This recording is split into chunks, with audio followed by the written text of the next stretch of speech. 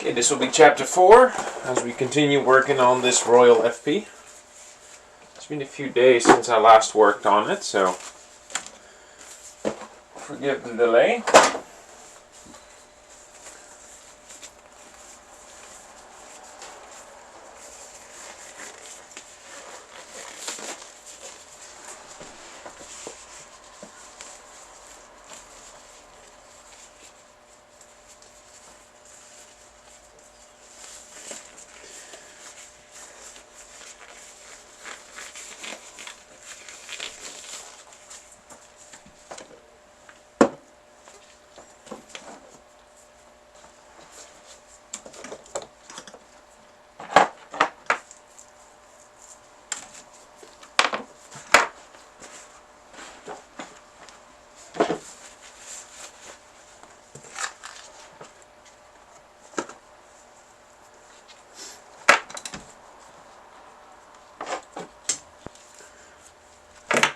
So I'll be continuing to blow out the dirt and dust in this machine. There's still a lot of it. To an extent, I'm tempted to use the air compressor because, especially among the type bars, there's a lot of dust, although it does come off relatively easy.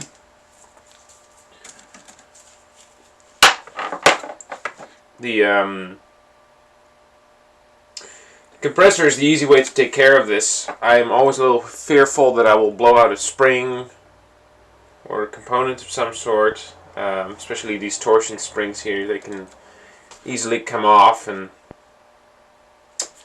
simple components like these do not function without those, so I'd like to be careful and make sure I don't damage them or lose them. So, I mean, you always run that risk even with bristles. You just have to be wise and go about it with caution.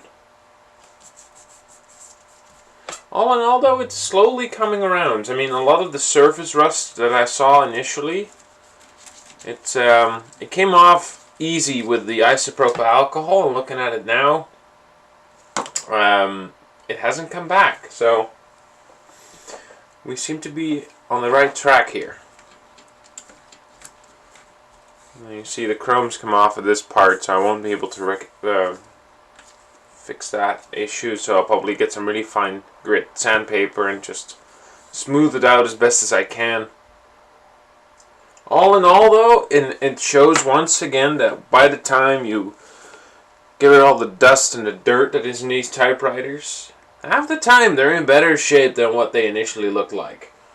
With this machine, it is mostly aesthetic, the issue. The chipping paint, rust bubbling all around. It's a little strange. Mechanically, I am very hopeful that this typewriter is going to be just fine. So, in any event, I'm going to continue to my work. Let's see here. I hope my computer is less problematic today than it was in the previous videos. Like I said, it's an old ThinkPad computer from 2008, so it tends to glitch once in a while, but it's what I got, it's what I have to work with. Let's get rid of some of the mess here. Picked up a few more typewriters yesterday, and I am picking up a few more on Saturday. Today is Thursday. One of those I'm going to go into depth because it is quite an interesting machine. It, on the first glance, doesn't look like it, but you get into it and it is definitely conversation worthy. So, but that will be for later. Related to this machine as well. Not directly, but by brand and by design.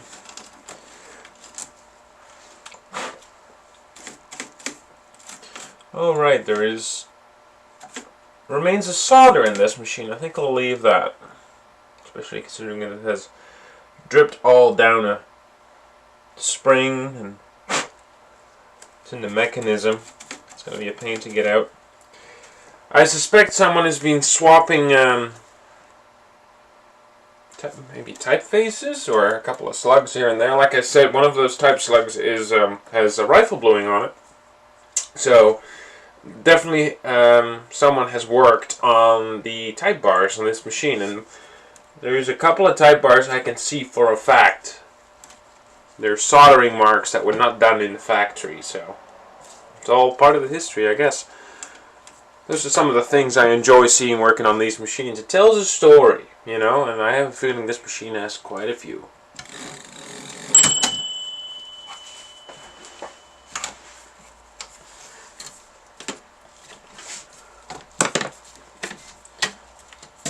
There are radical ways you can service these typewriters. There's a lot of people who don't hold back when it comes to the cleaning and solvents, the cleaning solutions and the solvents they use to service these machines, and they dunk these machines in batches of gasoline or in paint thinner, and I'm not for that. I don't like that.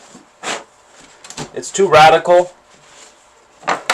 Yes, these machines will usually work with anything you throw at them. And on the other side, they're refined mechanisms.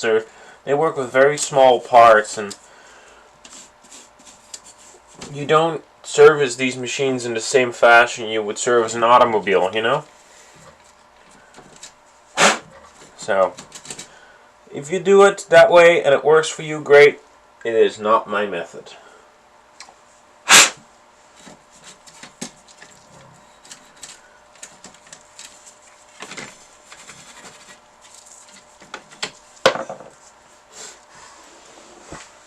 And as I said in the previous video, I don't have a step-by-step guide that I stick by as I go through these machines. Something needs cleaning, I clean it. There's no particular section I work on first unless it's, you know, specific.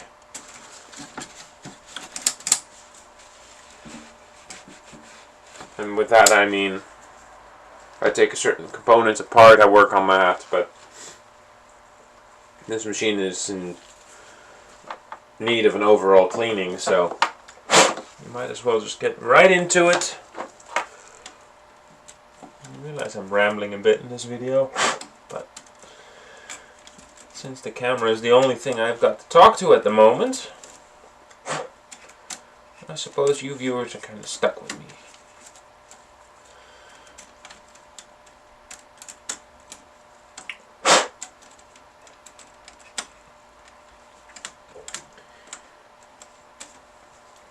Someone asked, how far do you go to clean these machines? And there is no solid answer. It depends on the typewriter and the condition that it's in. When I find machines that are in really nice condition, I will go out of my way a little further to make sure I can bring it back as best as I can. I bought this Smith Corona Skywriter typewriter a few weeks ago, and it was beautiful. It was a rare black edition. It came with a carrying case, and it came the initials of the first owner on the carrying case and a warranty card that had the name of the original owner typed on it. And the machine and the case were in beautiful shape. So even though it didn't need much cleaning, I went out of my way to go a little further in the service. Did come to discover that there was a mounting plate underneath it that did have some corrosion on it. I suspect something was spilled in it at some point. You don't see that with the cover closed. It's the only flaw I could really find on that machine. There's no scratches, no dents, no nothing. It's just that one spot here on that little typewriter that had some issues, but I treated it and it came out beautiful. And then a friend of mine reached out to me saying she had an owner's manual for it. So I managed to locate an owner's manual for that little typewriter, and now it is a treasured piece. I actually don't plan on getting rid of it. Most of the machines I find that are not ultra special, I resell. But that one is in such nice shape and it types so nicely that I'm thinking, you know what? It can fit in the backpack. It can stay with me.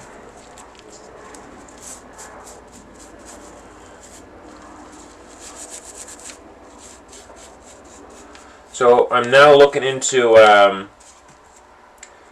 these two holes here. Those are the mounting ports for when you want to mount these typewriters to a desk that has the typewriter drawer, so you can tilt the machine away. And what is happening here is that rust has gotten into the machine, and it's actually affecting the iron that the machine is cast out of, and it is flaking away. And I've seen this before on a way worse level. I once was servicing a Hermes, was either a Hermes Baby or a Hermes Rocket. It was the one with the gull-wing doors. And there's a cross member in there on which the belt cranks sit for the key levers.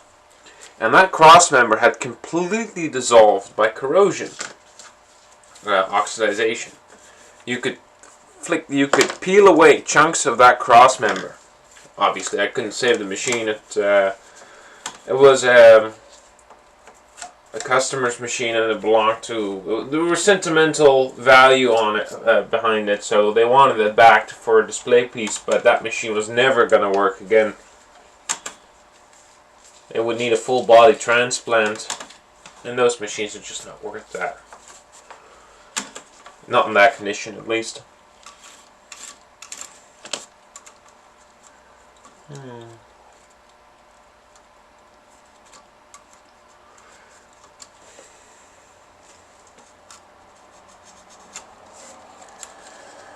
forgot about those broken springs. So there's two springs here that are part of the touch control. All these springs here are threaded around a linkage that go to this component here. And this component here determines the what I said just before, the strike force that you need in order to tap on these machines. The earlier ones, they had the toggle underneath here, if you look on a Royal KMM, and then by a Royal HH to actually move that adjustment over underneath the ribbon cover. And this one, there's two springs that have actually broken, they have snapped due to rust, and I am doubtful I have replacements for these.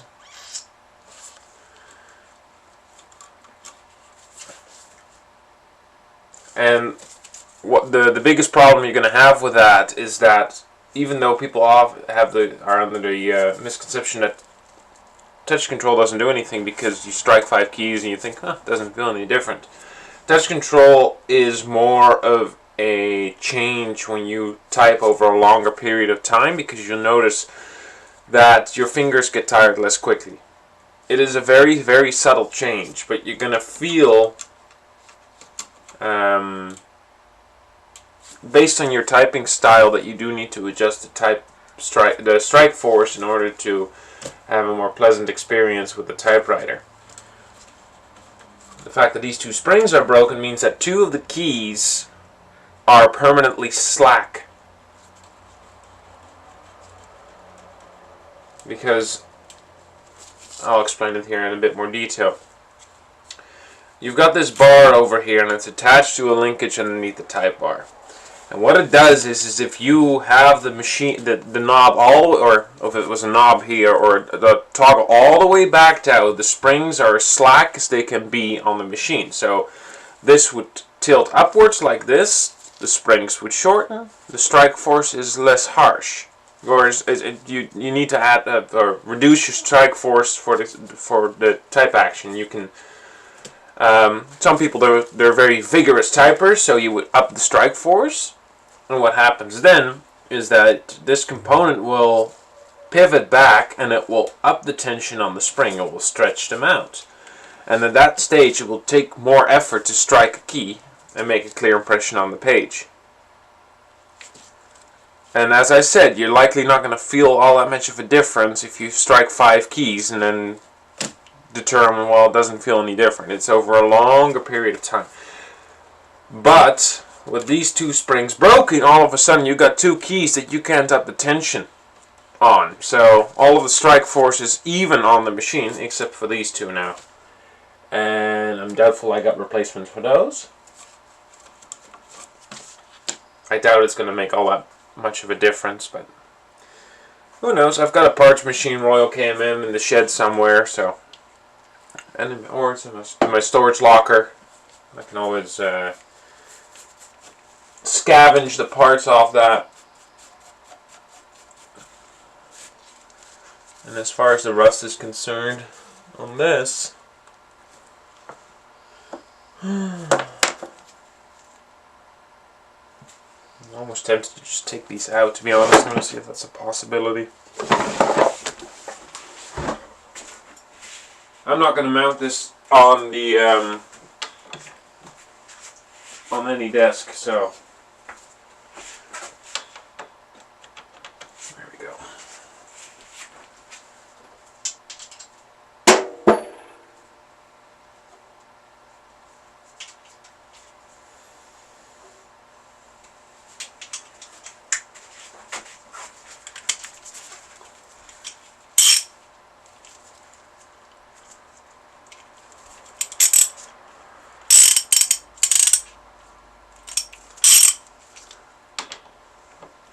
See if these will come off. Probably not.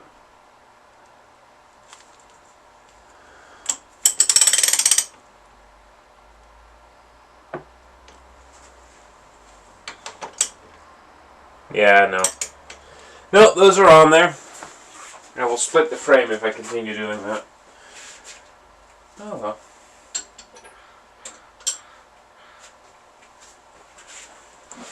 Where is my small ratchet? I had a third one somewhere. Oh, there it is. So as far as these are concerned, they're not coming off.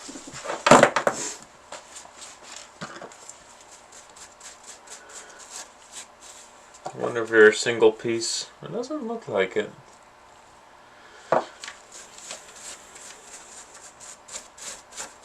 It's purely an aesthetic issue at this point. It's not something functional. But the bushings are completely shot, so I don't know. I wouldn't trust these mounts on the typewriter on the table. They're not in good enough shape. Given these machines weigh 30-40 pounds, you tip them backwards and these snap all of a sudden. You can do some pretty good damage to both your desk and to the typewriter. So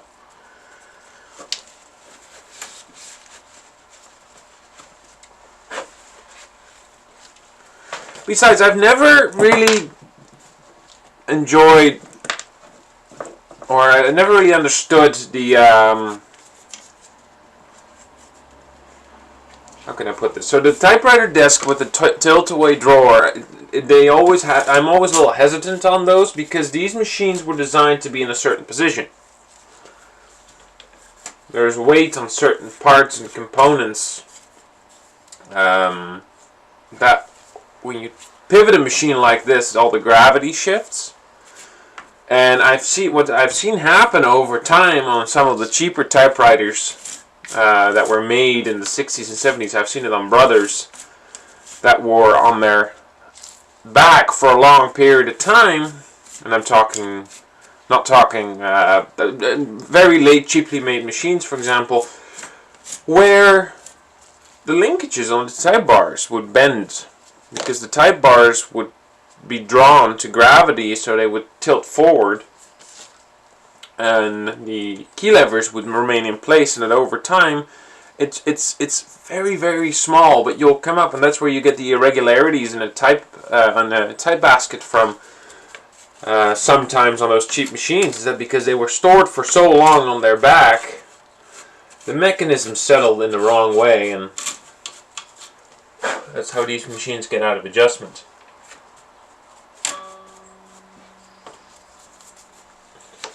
So a hefty machine like this with heavy components on one of those mounting tables, mounting desks, I don't know. Just doesn't seem very good for the typewriter, but I could be wrong. Fairly certain the engineers thought of that when they designed them in the first place.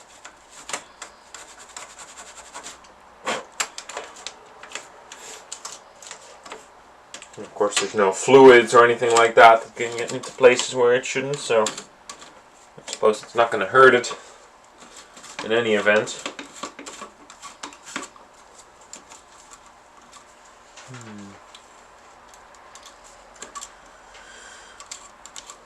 Be tempted to take those broken springs out, but I'd have to take the linkage out, and I don't want to do that, so we're going to leave them where they are for now until I can find decent replacements.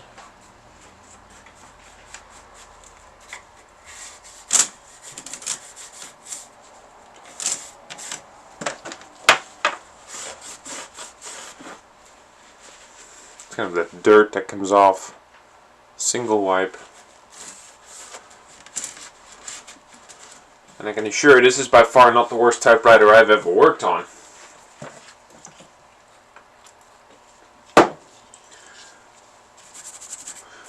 I think the worst typewriter I ever worked on. No, there's been a couple. But one particular one that comes to mind was an Olympia SG3. And it was given to me by my brother's former high school teacher. And it was an earlier one with the green and white keys as an earlier Olympia SM9 or an SM7 would have come with, or SM8. And this typewriter had sat in a garbage bag under an awning in her backyard for 7 years. And there was vegetation in it, I remember that. Old leaves and some weeds. And it was completely rusted shut, because what is to be expected if you leave a typewriter out in the rain for 7 years? So I spent about a month on it, I think. Went all overboard on everything I tried to minimize. Even went as far as dousing the thing in WD-40. Now this goes against anything I do with typewriters, because WD-40 should never be in the same room as a typewriter. It's not a lubricant. It's a water displacement solution.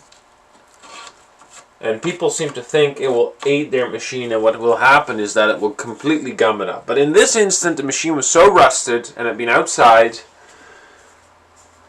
I figured, you know what? I'm going to douse it in WD-40, and this was in the early days I worked on these machines. I'm talking a long, long time ago. And I'll flush it out afterwards. Which was exactly what I did. And wouldn't you know it, it came back to life. It was well built, that machine. I had to install an extra spring on the shift mechanism because did those things have ball bearing carriers? I can't remember. But I remember that the shift would not return to its upright position correctly because the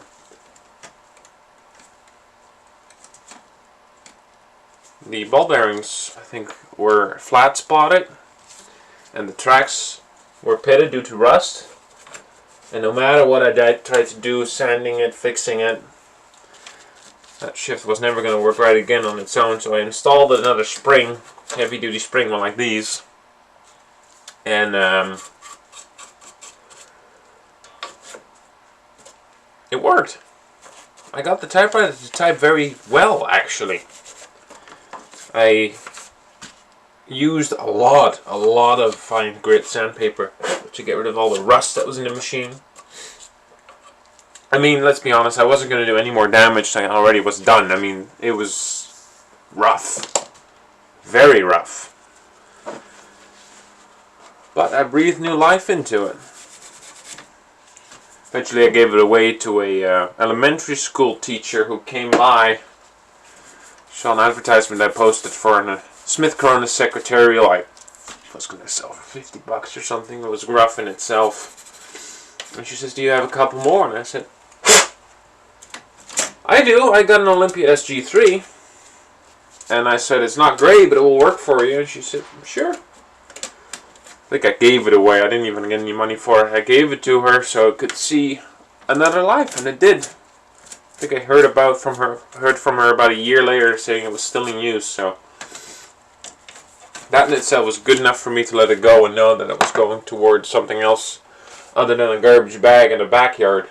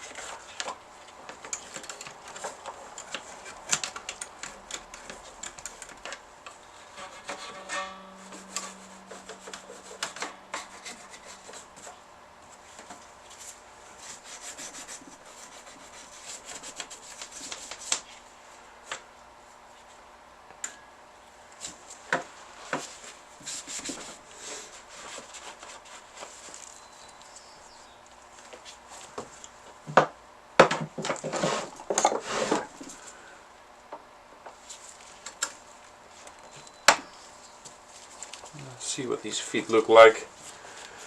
They're in good shape still. Usually you find these that are getting bad. They start to squish and crumble.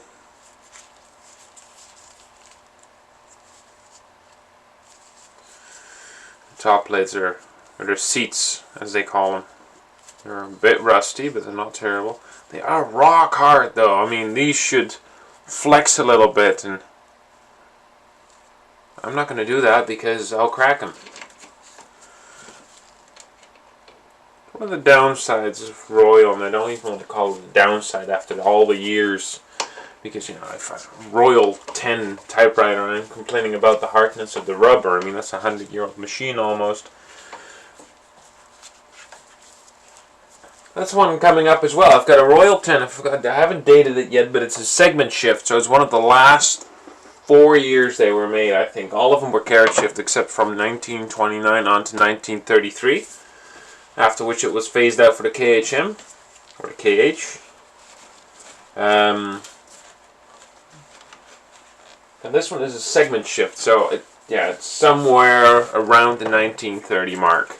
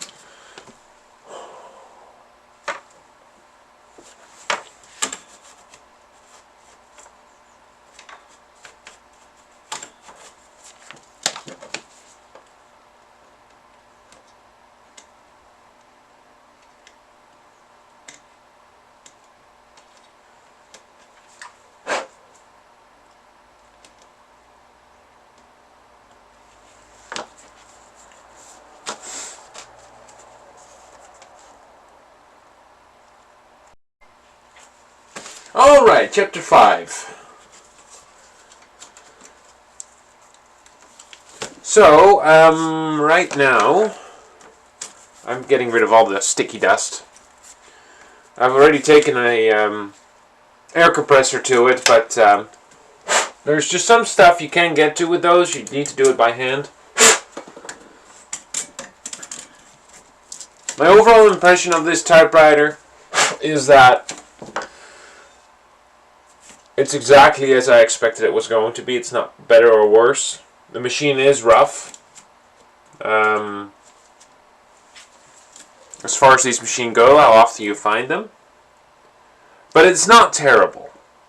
It's about average condition. Maybe a little worse. I think the one downfall is the fact that it has some rust in it, because mechanically it isn't terrible. Definitely a workhorse. Seen a lot of use. I think it was stored indoors somewhere damp, like an attic or a basement. Because if I go over the paint, I see a lot of rust bubbling. But the mechanism isn't rusted to the point where I believe it was stored outside, for example. Makes me sound like an analyst, but I've serviced so many of these machines. This is what the conclusions I draw. I mean, I can tell pretty easily the circumstances this machine was in before I got it. It's been used, but not to a very great extent.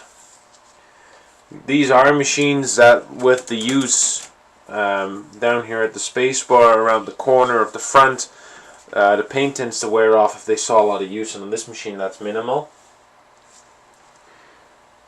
Most of the damage I see is just rust bubbling. The paint is coming off everywhere, which is unfortunate. This is one of those, it's a green-gray combination, and they're not as common as the two-tone gray one, but at this stage, in the condition that it's in, mechanically it's worth the work, only because I enjoy doing it. Yeah. I think any other person probably with less of a passion for these than I do would have already parted it out. I'm thinking of turning this into some creative experiment, bit of an art project, because this paint's not worth saving. If I look at the components that it came with, you know, here's the ribbon cover. I don't know if you can see it, but it is absolutely covered in rust pitting. So what I'm going to do is I'm going to clean this machine up as best as I can, because if I tilt this away, maybe you can see it better. A lot of this is corrosion, rust. A lot of it is also dirt, because I see a lot of brown staining. I'm going to go at it with the turtle wax, see what I can do. But the truth of the matter, yeah, I can see moisture bubbles all over the paint. This machine's led a hard life, especially at the end here. Now on the back here, there's scratches and dings, but I might be able to buff some of those out. The biggest issue this machine has is rust, and mostly aesthetic. Mechanically, it's not terrible. It's about average, to be honest. It's nothing worse than I've seen before. These typewriters, they were workhorses. They were used in offices. They were very common in the 60s, 70s, and even the 80s. So you saw these. I mean, Royal was one of the biggest providers of type office machinery. So, and these Royal FPs. I mean, you watch any American TV show from the 70s and even the early 80s, you will see these machines in the background. So it's hard to find one of these typewriters that has not seen a busy life. However, the damage I'm seeing here coincides with bad storage. So, for example, this is the back panel. I'm trying to show you this as best as I can. Rust has actually eaten away at the paint here. I can flake the paint off. And even though this, I can take out inner foam. Even though this machine is the gray-green combo, let's take this out now. I'm very tempted to repaint it because, well, it needs repaint. This is not salvageable. So, any other person would have probably said, leave this thing out the street. That's probably where it spent some time, to be honest, by the looks of it. Because there's rust bubbling all around. But I like an experiment. I like this, you know, it's like I don't have any investment in these other than an asking price. And I think I paid $15 for this. And I'm always interested to see in what I can bring back. So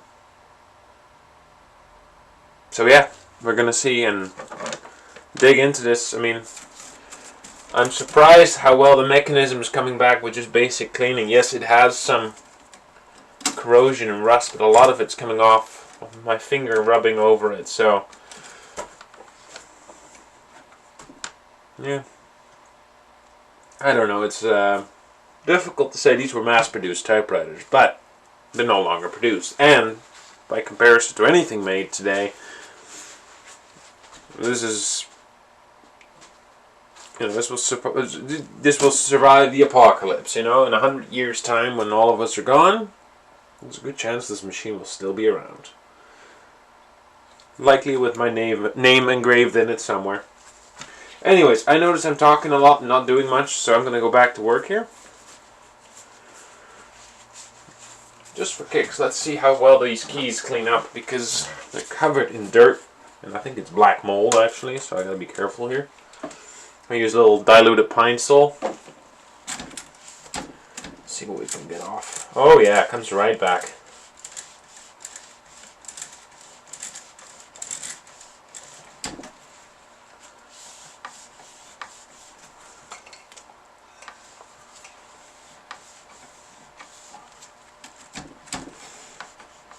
I'm almost tempted to pop these keys off and stick them in a bath somewhere. Maybe I'll go do that. Yeah, let's do that. I'm going to take these keys off, and we're going to stick, because they're disgusting and underneath it's worse, but these pop off very easily. At least they should. Yep. See? Take off the backspace key just like that. Let me go get a jar, which I've got here, which needs a flush out. This used to have CLR in it, so bear with me for a moment.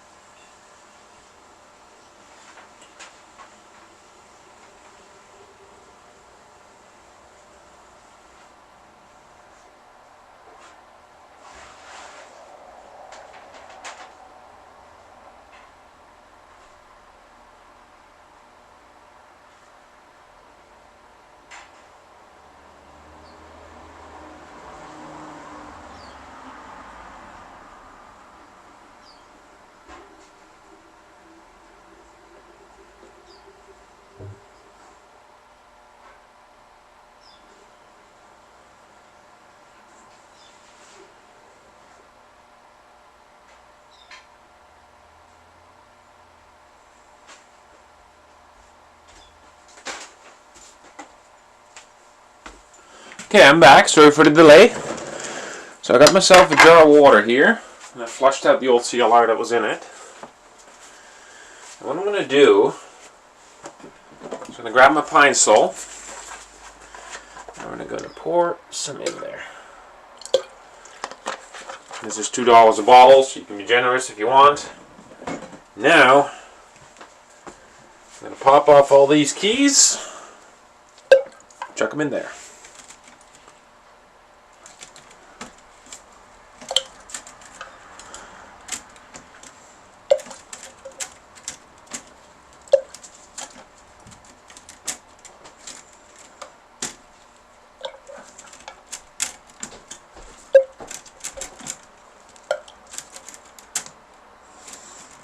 Now, before you start pulling on your key levers, make sure your keys come off, because I've seen people trying to remove these and they're soldered on or whatever.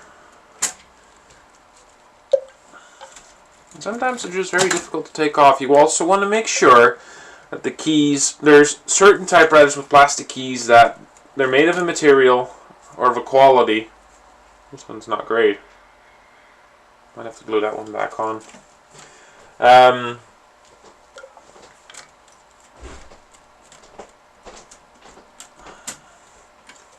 They break easily doing that. Off the top of my head, you want to be careful with Underwoods. The Underwood Portable, the Finger Flies, the Golden Touch. Those machines, they're quite sensitive. Find these, the type bar, I don't know, I seem to struggle today with talking.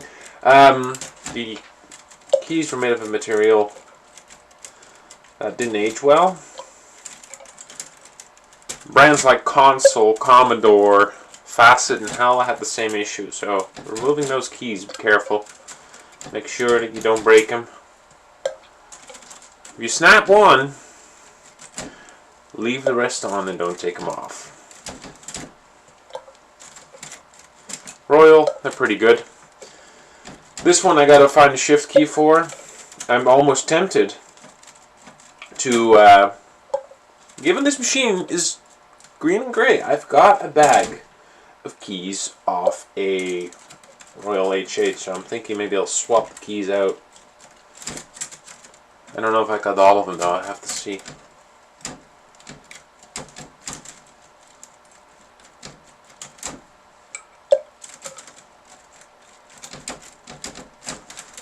But if I've got all the keys, I might swap them out for those.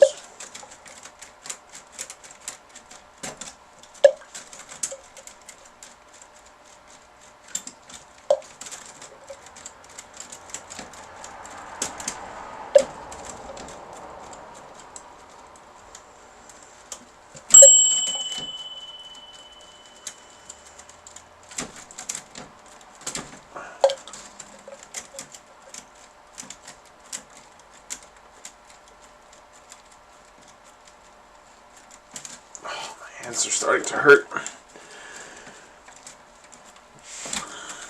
What's on there? I don't know.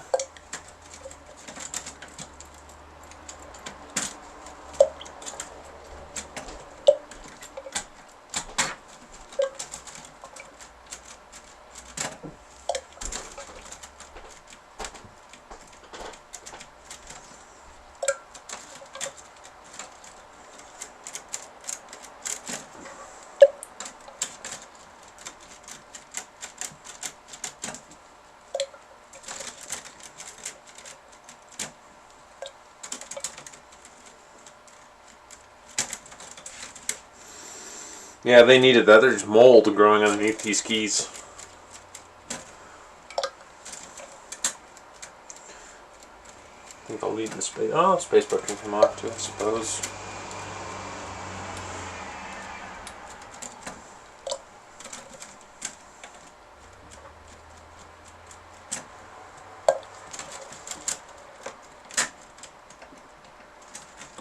I already screwed on it, I forgot.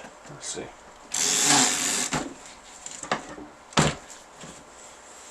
Yeah, those are screwed on.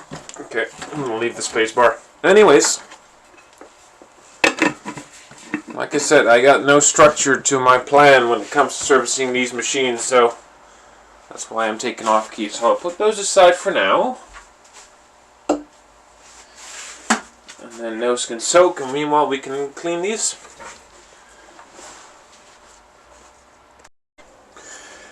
Alright, so I've got the keys soaking in that jar of pine sol, and now I have an opportunity to get rid of the dust here. Someone asked me why I wasn't using canned air. You need a lot of it, and canned air is expensive. I've got an air compressor. I blow out the dust as best as I can before I start the project, mainly because I don't want it all over the shop. And yeah, that's why I don't use canned air. You can get the worst out before you start the project, and after that just do it this way.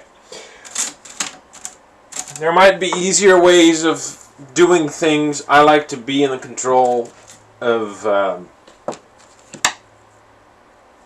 yeah, I don't know. It's just not my way of doing things. Everyone has a different method when it comes to servicing typewriters, and that's okay. There's not a right or a wrong way within a certain margin of servicing these machines. Of course, there are certain things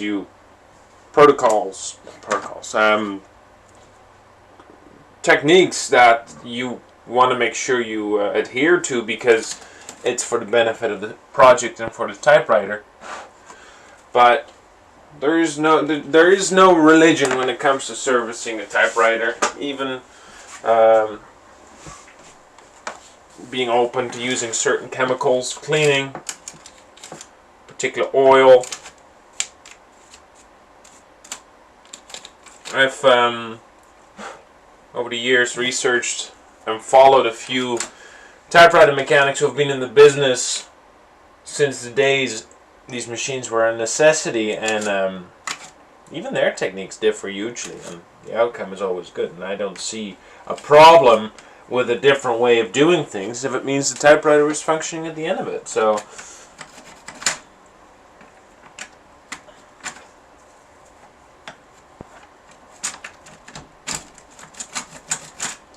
you're always going to have these purists, and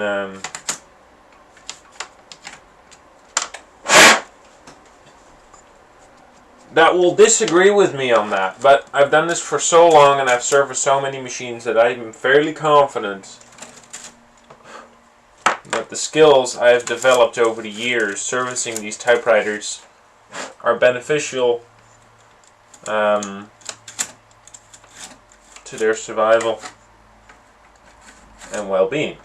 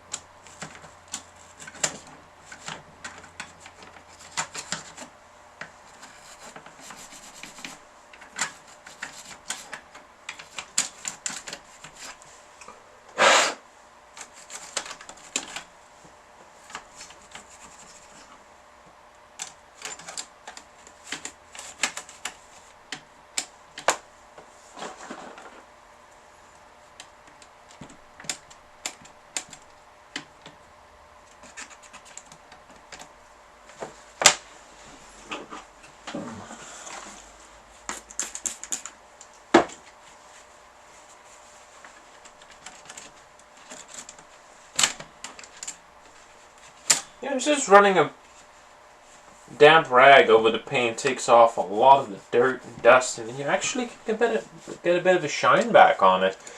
You know, don't give up on these machines too quickly if you stumble upon them, because half the time it's not as bad as it looks. With rust that's a little different, but even then I've seen them come around.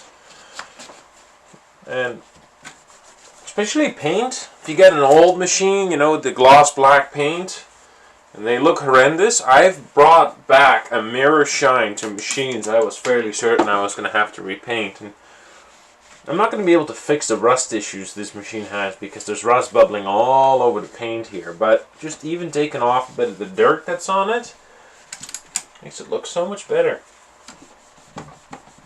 And after this, I'll probably take some turtle wax, like it is even doing this, remove some of the scratches a little bit. I'm going to take some turtle wax to this afterwards and a little mother's polish, and you should see what I am able to do with this bad paint. Yeah, so what has happened is it had some minor scratches and paint chips, and moisture's gotten underneath it and eaten all throughout. Underneath the paint, it's all bubbling here. Yeah, it is what it is. I don't know myself all the time why I bother servicing these machines. I feel that every typewriter I can save, I should save, because they don't longer make them. But then I question, am I going to use it? Am I going to, you know. I've got typewriters that are in nice shape that I love to put to use. And then I've got some machines that, like this, I can use my finger to peel the paint off because it's in bad shape, like I just did.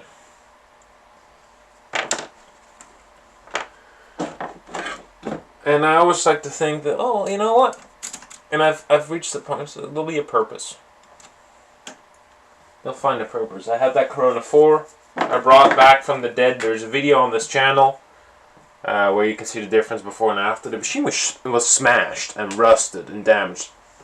Of all the things a typewriter could have had wrong with it, that machine had it. And yet, I managed to bring it back to life. And everyone will ask you, why would you bother bring back a relatively conventional Corona 4, just buy a nice example? I said, well, you know what?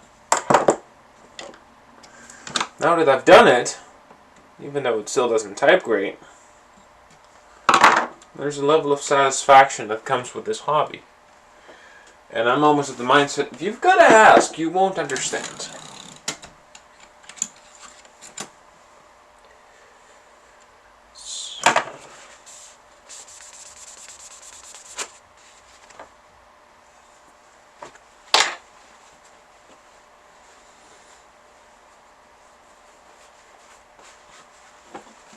It's satisfying. A project like this, I love it because you bring something back that has been given up on. Everyone else would probably, well, that's garbage, check it out. And then you manage to bring something back out of the dirt, grime, the rust, and I see it as a metaphor.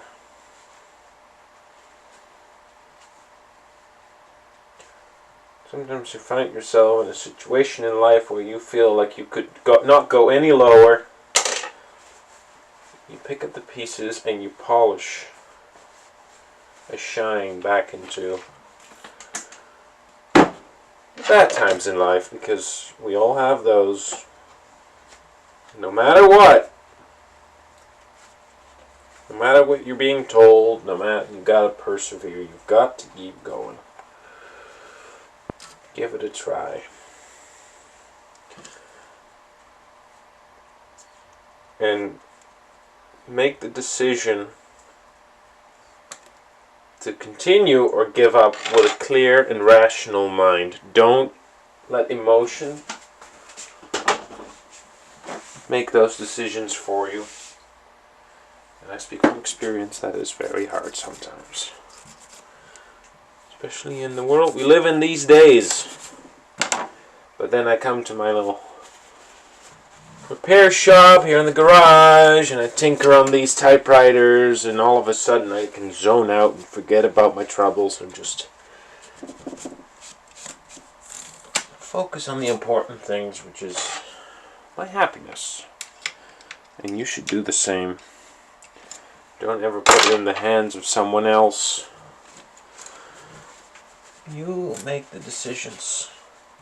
And if you can't make your own decisions, shrug your shoulders and make the most of it.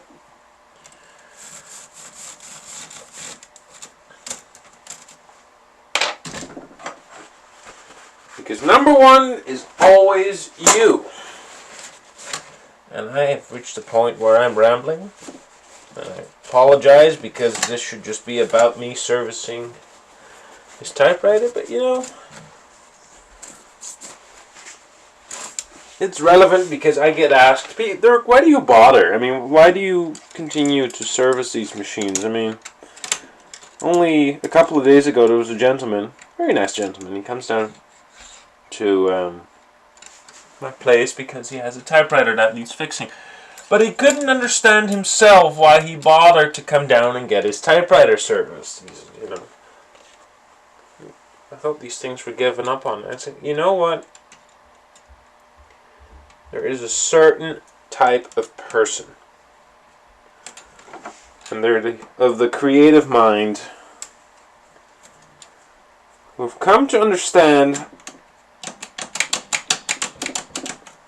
that these machines have way more to offer than work-related matters. I mean, my age-old argument is that these typewriters have shifted from a office necessity and a commonplace item to an artistic and creative tool, and I stick by that. That's what they are. And the sense of the community I have, you know, that's one of the things. The community I have become a part of, and the people I've met over the years, my best friends, I've met them largely through my passion for typewriters. If it wasn't for the typewriters I have, and my passion and my love and the care I've got for these things, I wouldn't have met the amazing people along the road that have become a part of my life. And you know, back in the day, when these machines were commonplace, that was not something they could have offered. But because they've shifted in purpose, a whole new world opened up. And that's one of those wonderful parts of being passionate about something. And having a hobby you can share with people. And even with people who don't understand or who are new to it, you can explain it to them. You can relate it. You can...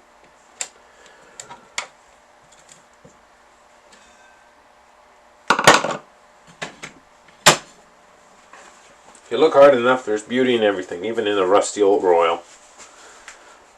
You got to appreciate the fact that this machine looks like it was fished out of a river, and yet it still works. Or it will work. It has the potential to work. I wonder. So I've got a spare carriage here from a Royal KMG.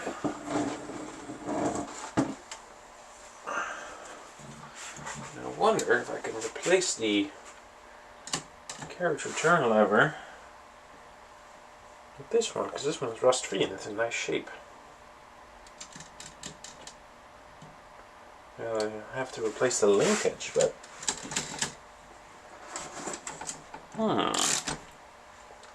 Okay, I'm going to do a bit of a side project here, because I'm curious now. I want to see, because this one is completely rusted.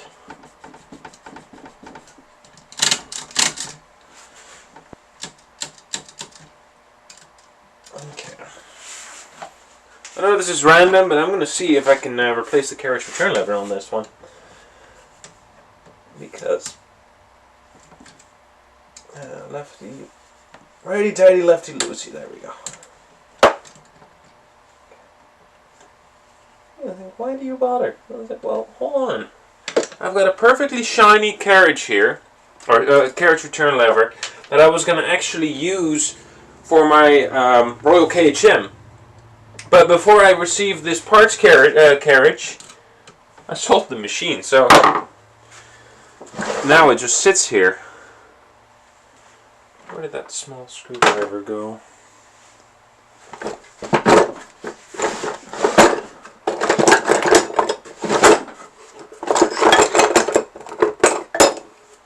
Uh-oh.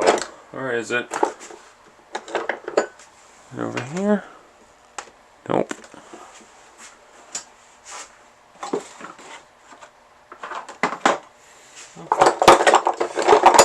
I'll use a different one.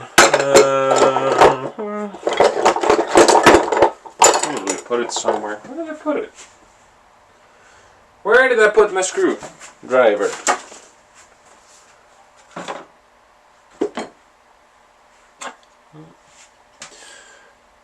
Well, consider this the cue for the end of this chapter. Stick around for the next one.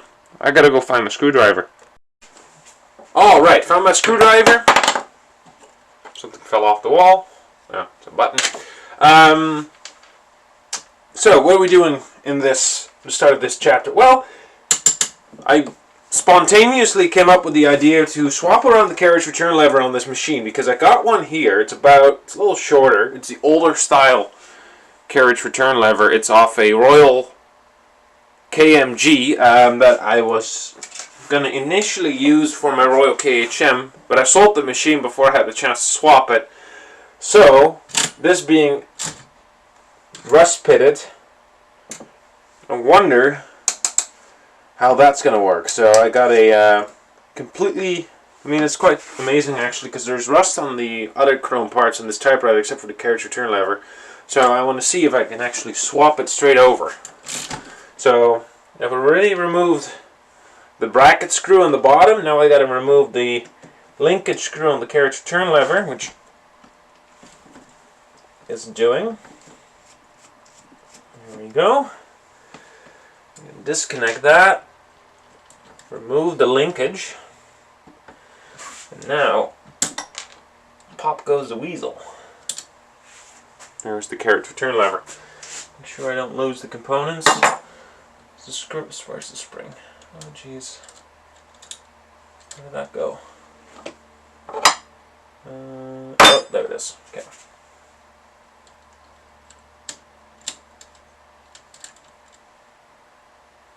Goes over there. Okay. Now I got to remove this one. I might have to swap some parts over because it's not quite the same, but we'll figure it out. This linkage, for example, on this machine is longer. But I gotta see how it seats because on this, the carriage return lever is more forward, the mount. It's longer than it is on the KMG model. So we will see. We will see. We will see. How about I don't script this screw? There we go. I know this is not very visually appealing, but I'm using my chair to remove these parts. Remove the spring linkage. There we go. Pop. That's off. It's quite amazing, actually. If you look, I don't know if you can see it. The linkage for the some things never change. The linkage for the spring on both of these machines is identical. So. Still, I'm going to keep the original one. There's a lot of parts on these machines that, whoops, there's a spring. Yeah, there is some differences I might have to work with, but we'll figure it out. This is an experiment. Doesn't work, I put it back together.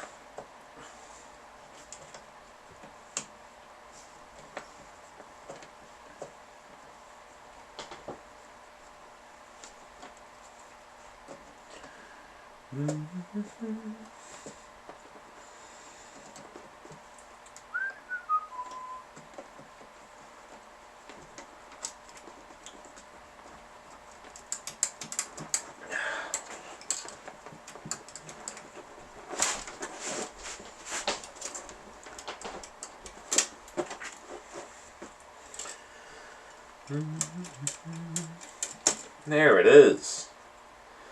Oh, this one uses a locking nut in the bottom? No, it doesn't.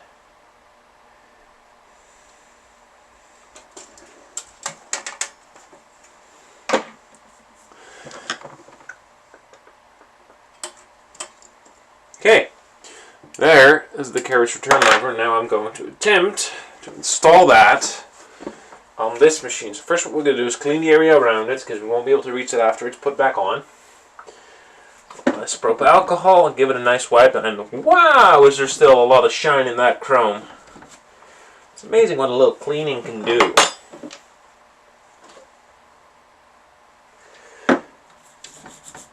I'm not looking for any factory scenario on this machine. I mean, like I said, it's going to be probably a bit of a project to get this machine to a point where I'm going to probably put this aside after I'm done with it, and what will happen is I can find a purpose for it, and then that's the project. The purpose it will find. So I don't know how well the camera is going to pick this up, but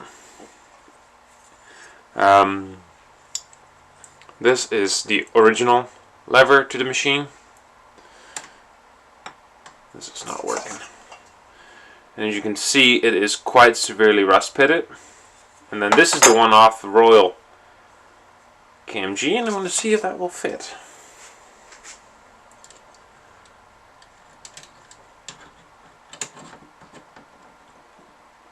The linkage will do fine.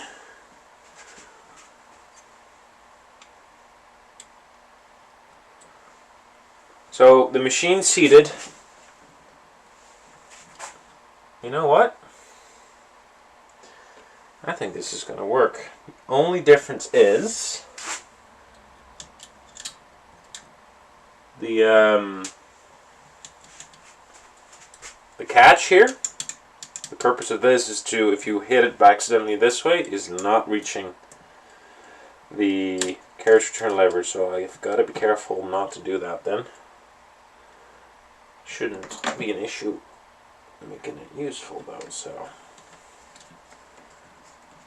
Okay, put the screw back in. Is that one more shiny? I can use that screw? No, it doesn't make a difference.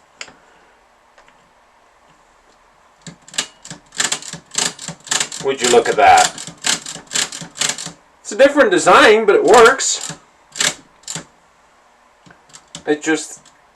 It's not seated very well, but that one's shaped differently than this one. Can I swap it over? Maybe. It is shaped differently. Okay. So, there's a little linkage here. Maybe I can show it to you on this part, this here.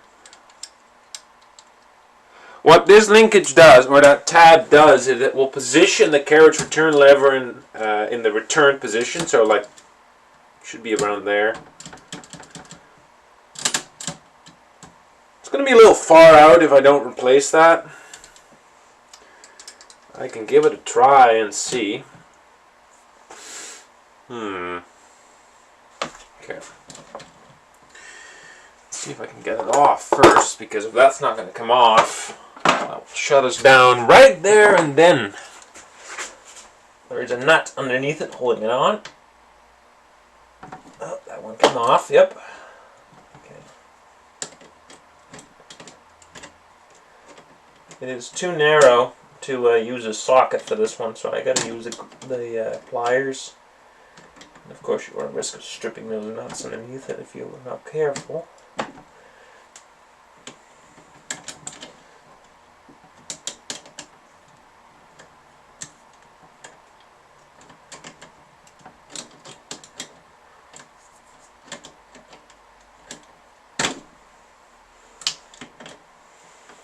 Whoops.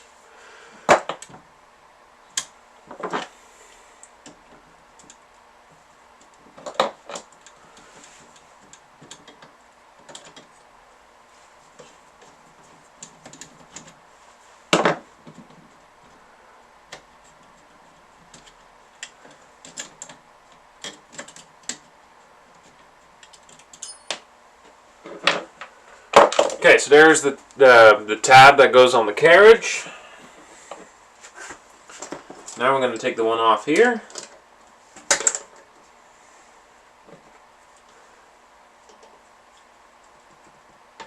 And there it goes. Looks like this is going to work after all. So far there's not anything that shows that this is not going to work, but I don't know yet. It's difficult to say. Oh, that's completely different.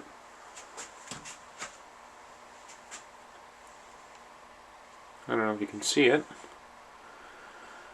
These two, holding them side by side, look nothing alike. Let's see how big of a problem that could be.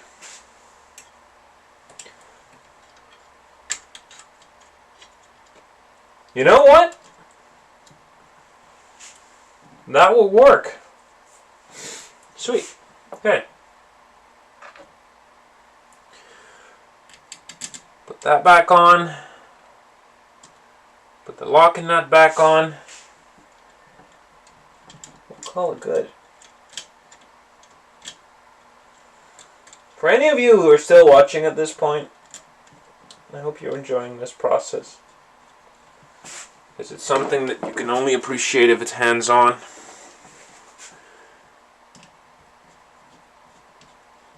Especially with me rambling in the background. Whoops, daisies.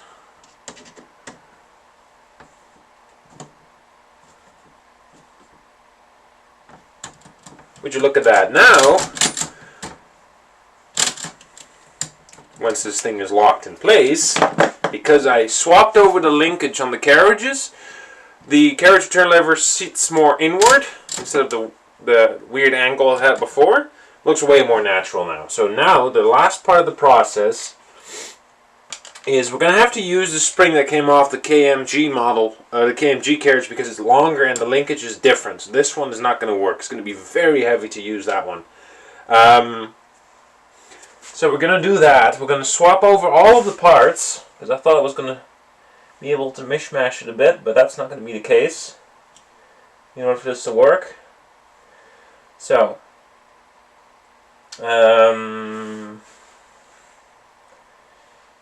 that goes there. That shouldn't come off. Come on. Put the spring back on it. This is a bit tedious. I don't know if my head's in the way. You can even see anything.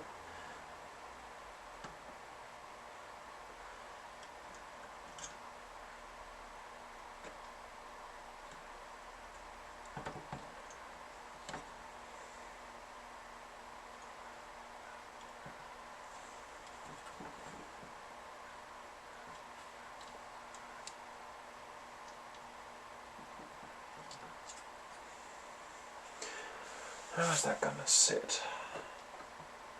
Like that. Okay. Like that.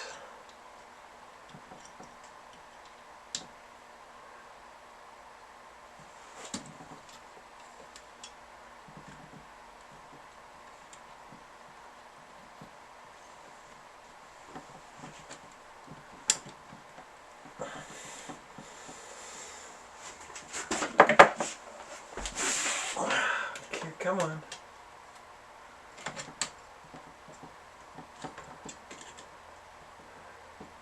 There's a certain way this will sit. And it's not easy getting the angle right. Oh crap. I need that. Okay, we're gonna have to do it differently. This will not go on without the spring already in place, so I'm going to mount it and then we'll use some... There we go. Where did it go? Where did it go? There it is.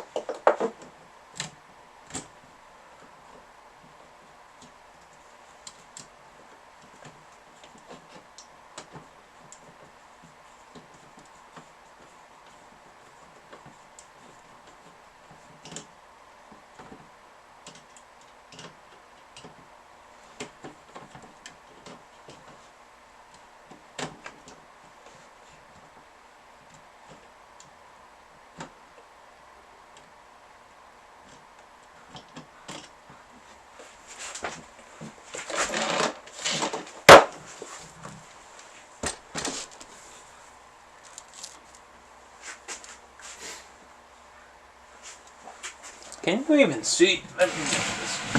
Hold on.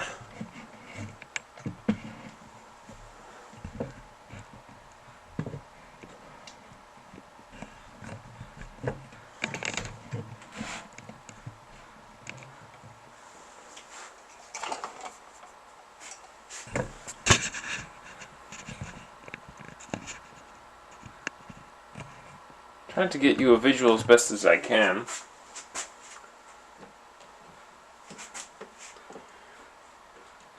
All I'm doing now is reinstalling the parts I just took off to swap out the carriage return lever. It's a bit tedious, so this is not going to be very visually appealing. Maybe I can turn it and you can see better. There we go.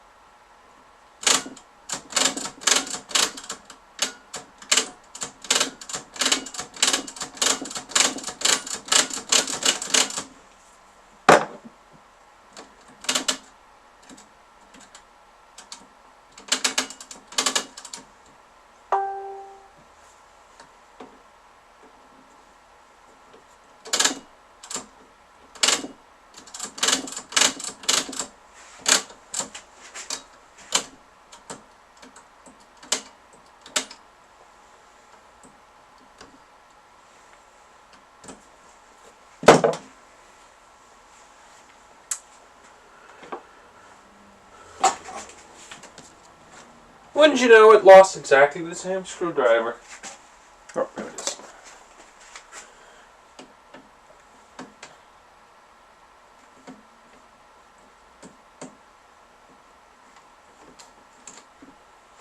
I gotta double check here to make sure that this linkage is not going to be a problem.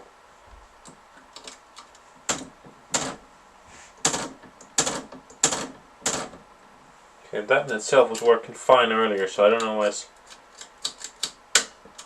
giving me grief now.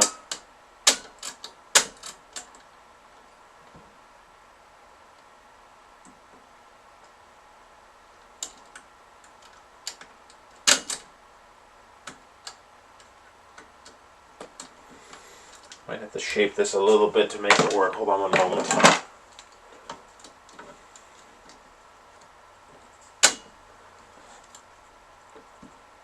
There we go.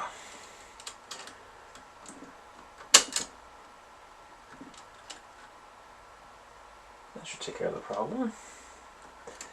With emphasis on should take care of the problem.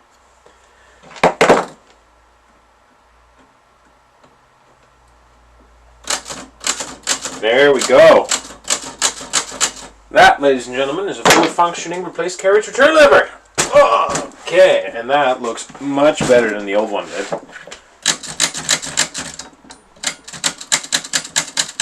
Happy with that outcome. What do you think? It's better than this rusty old one, isn't it?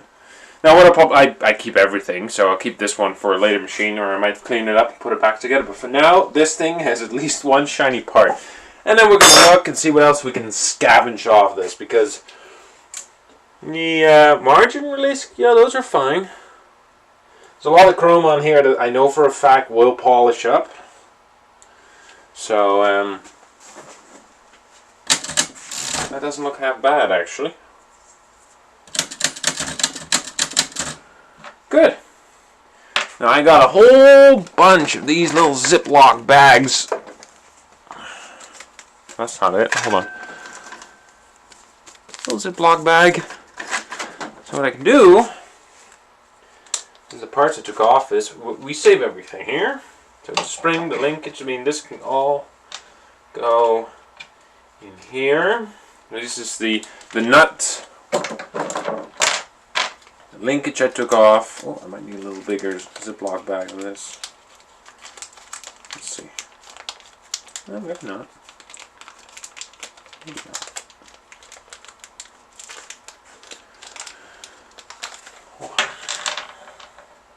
And then if I ever have another machine, like I've come across Royals where the carriage return lever is actually broken off.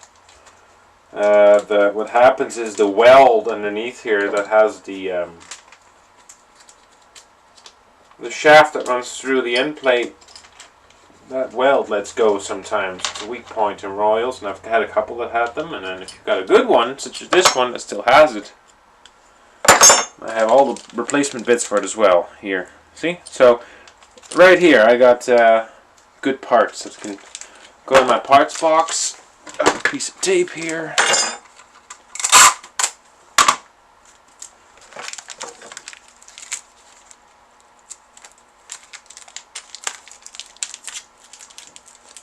Bada bing, bada boom.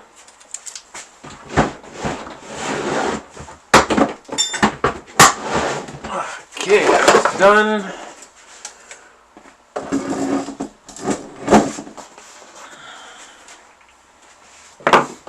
Yeah, that looks much better.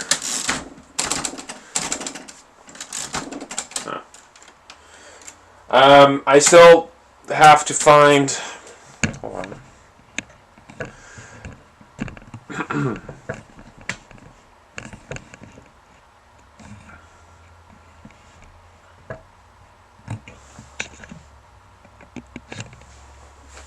I still gotta find the right shift key and shift lock key for it because they were missing.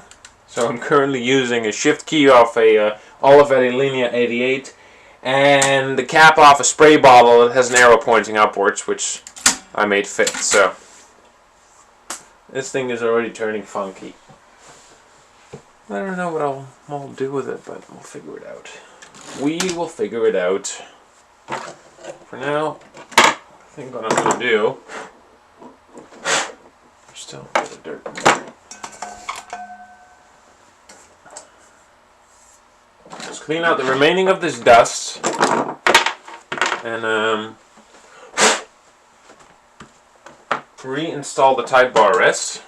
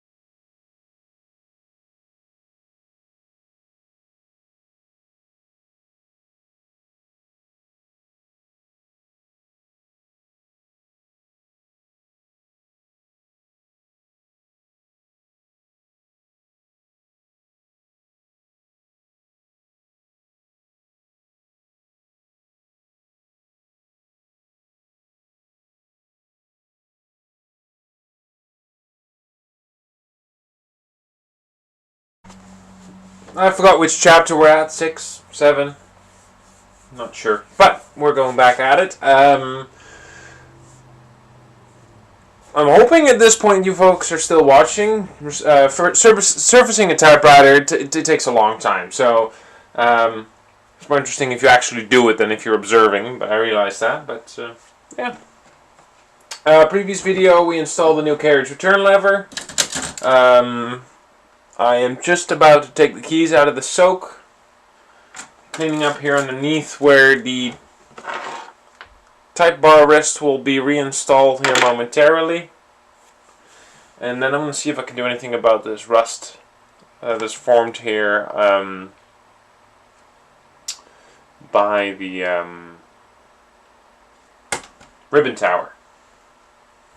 All in all, mechanically, this thing's coming around surprisingly well. There is a silver rod here that runs the ribbon drive. I'm trying to clean because it's black with dirt. And there's some residual rust remaining on the linkages here.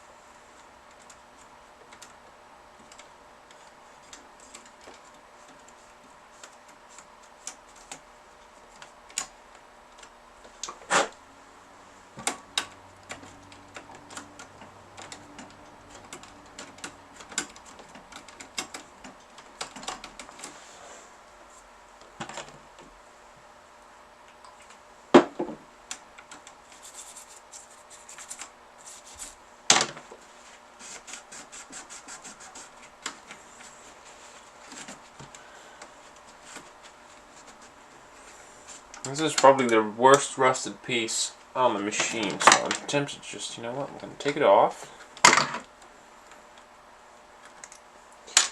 And I'm going to get some fine grit sandpaper here. This is 2000 grit.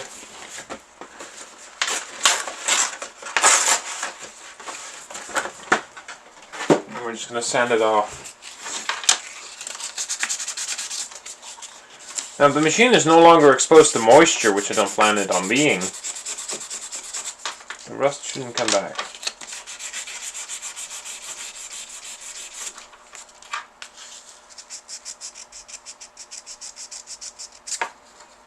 Best way to do this is with the Dremel, and I've got one, but I don't want to set it up just for one piece.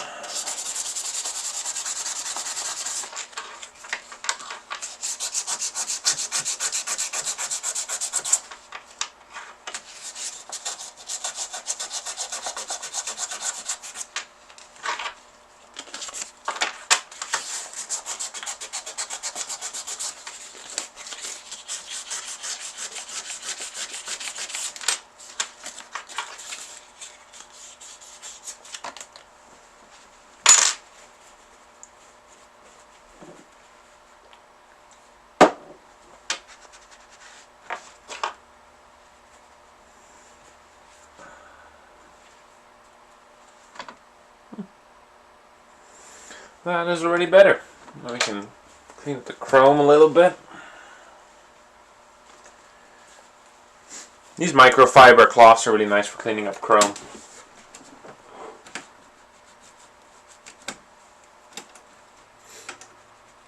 even have Mother's Chrome Polish. We can put a dab on that. So what you do is you get yourself a rag, put a little Mother's Chrome Polish on there, a little dab will do you. That, just half the size of a dime. Make sure you spread it out evenly and you just rub it on.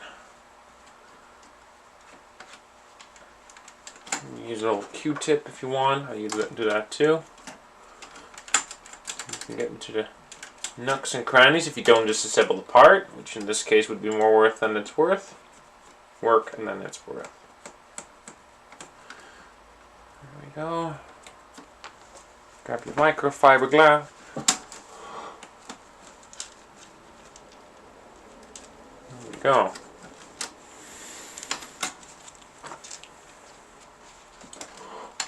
That's what they call a spit polish shine.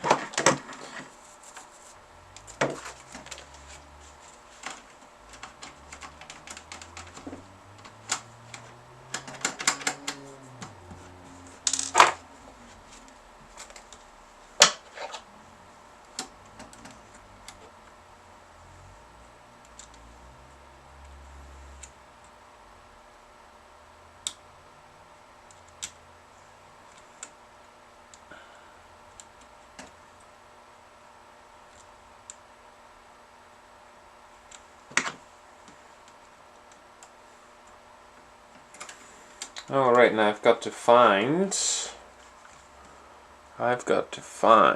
a way to,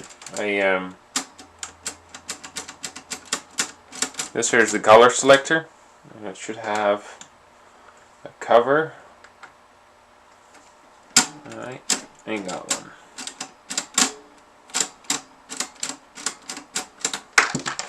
So, we'll worry about that later.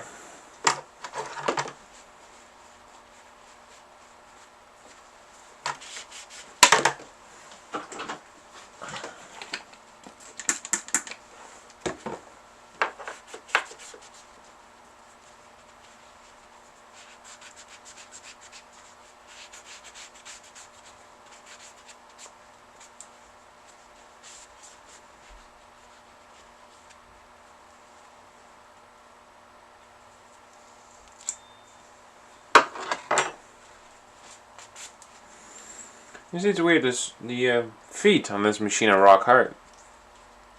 Keyboard rest though? Like new.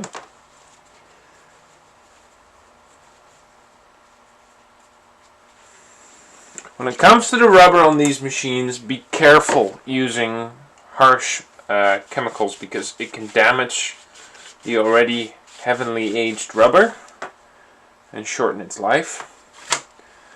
When rubber is hard, it is still usable. If it's your platen that's hardened over the years and you don't automatically need to replace it, at this point all rubber is old, unless it was recovered. The golden rule I have using typewriters is that you always want to double sheet. Doesn't matter how old the machine is, because they're all old at this point. And if they're really old, use 3 sheets. Because besides the potential of pitting the platen, it is also very harsh on the mechanism if you use it outright with a single sheet. There is a trick I've discovered that works surprisingly well. I'll show you at a later point for just bringing a little grip back on the platen. And no, I'm not going to take any sandpaper to it. I'll show you later on what I came up with, and it works surprisingly well. Not at the point where you've got cracks going or pitting or anything like that at that stage. It's time for something new. That glass? I think it is. But if you just have a rock hard platen and it's dirty and it needs to be cleaned, this trick might help you. It certainly does work for me.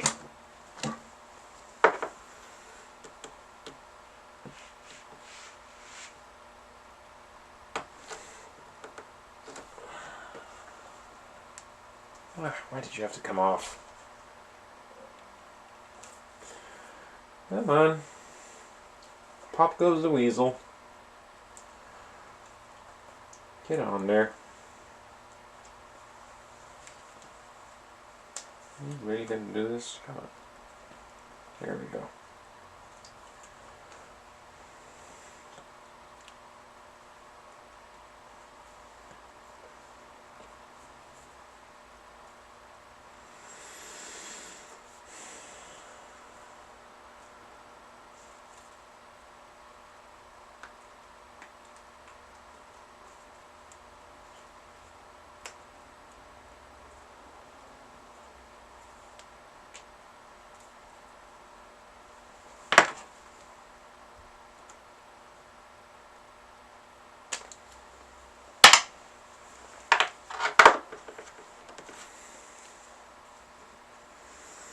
Perfect. There we go. Now we can seat this back in here.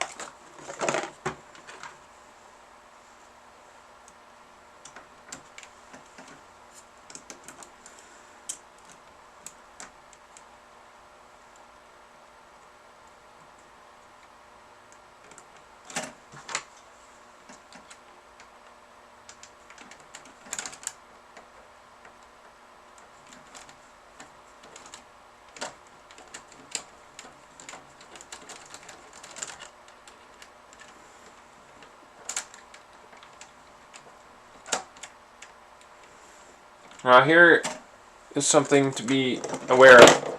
I use the ratchet to release the screws, but I'm not using a ratchet to tighten the screws, and there's a reason for that.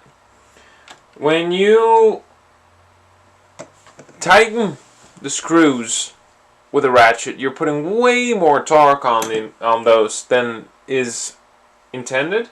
The only reason I use the ratchet to release them is because it will break them free and it won't damage the casting that they screw into. But if you use a ratchet to tighten the screws, such as on the Type bar brush, you risk damaging the thread, the screw, or actually cracking the cast that the screw goes into.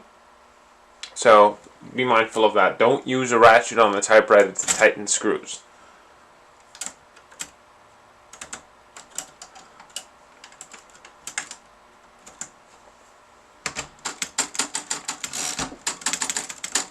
Right, I still have to figure out why that. I think the linkage is bent for the the key lever inhibitor, which should activate the moment the carriage reaches the right margin. So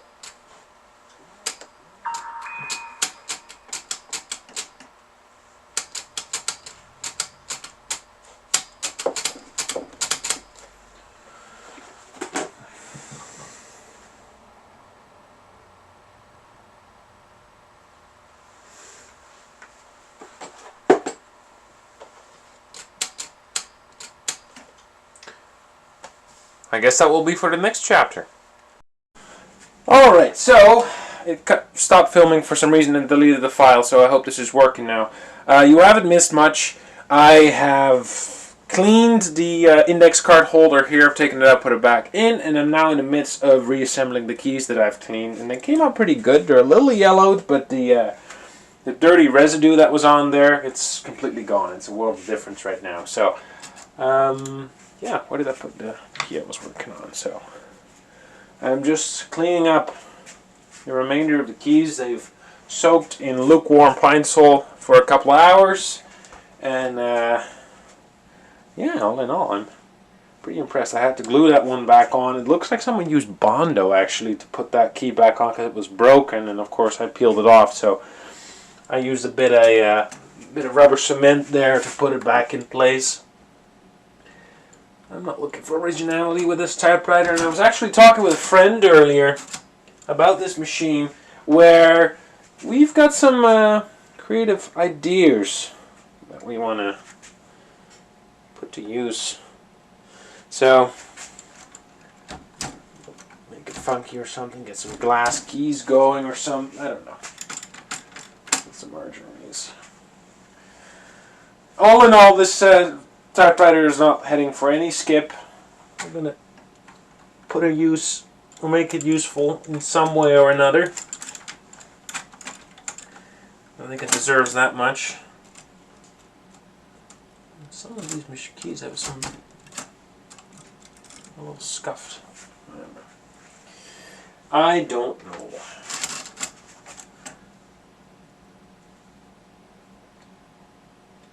It's like old glue.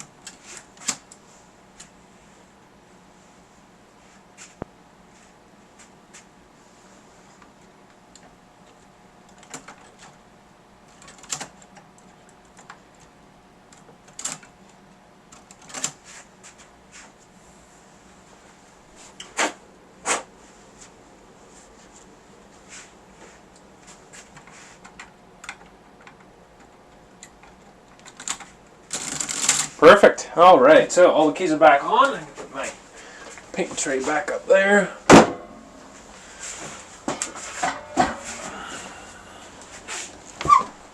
Yeah. So all in all, this machine is coming around just nice. I mean, I polished up a little bit of the chrome. This new carriage return lever that will work just fine, actually. Tempted to put black spool. Maybe not. Well, the chrome should come out. So what I'm going to do now at this stage, probably clean out a little bit here. There's some dirt left in the escapement. Clean out the remaining dust here, and after that, I'm going to take some polish and we're going to see what we can get back from the paint here. Put my gloves back on, I suppose.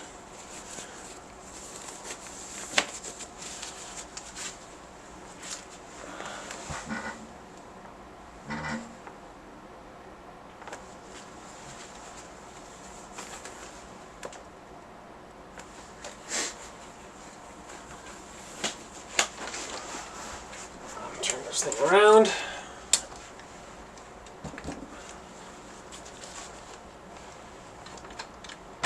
Oh, I'm hooked.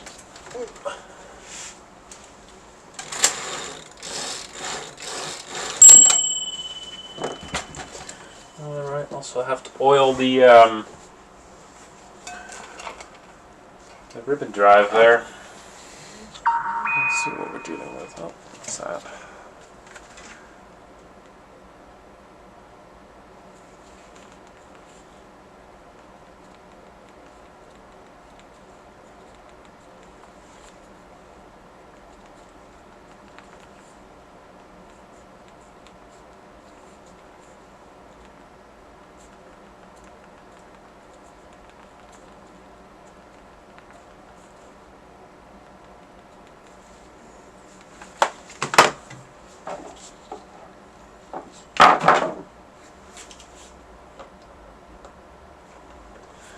I like to take the bell off because it could use a polish. Look at that. The tracks need oiling. There's still some dust bunnies here. Well, it's getting there though.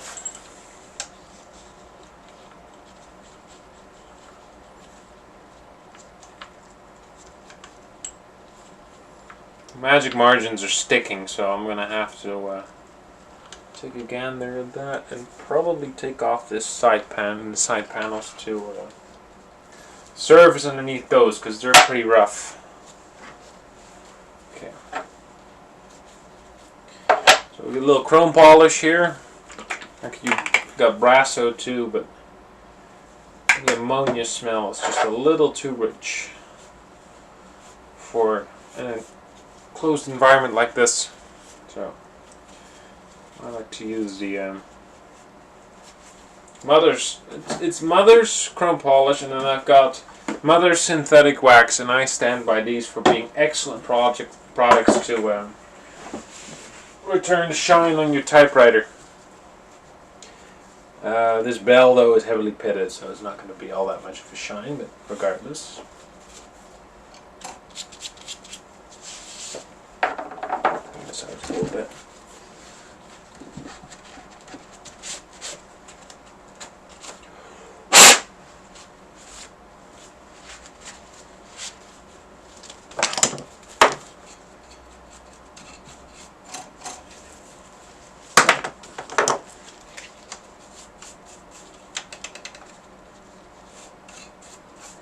Someone's been at this machine quite a bit. I looked at the serial number and it says FPS. The prefix is FPS. Now you have FPP, FPE, and FPS. FPP stood for pica at the end, pica font, 10 characters per inch. FPE stood for Elite, 12 characters per inch. And FPS stood for Special. And special could mean anything. For example, my Royal Empress, which types 6 characters per inch, is an FPS, obviously. Now this machine has the prefix FPS, but the typeface is a regular 12 characters per inch. I also see solder everywhere in the mechanism, so I'm suspecting someone's taken out the typeface on this machine and swapped it out for regular.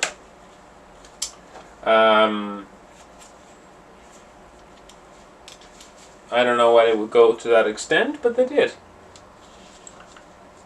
I wonder what it was before.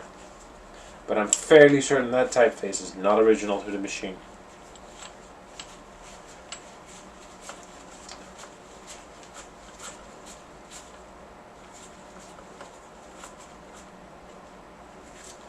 And besides that, I see a lot of stripped screws that I didn't do for sure. So whether it saw maintenance, I don't know, but it saw work done on it. So all in all, it is not too bad. The only thing I don't like is that nasty rust that has formed on those brackets. It's not coming off. Well, it won't come off. It's affected the metal, definitely. I'm trying to clean it up as best as I can, but I think it's going to come to a point where I'm just going to have to live with it.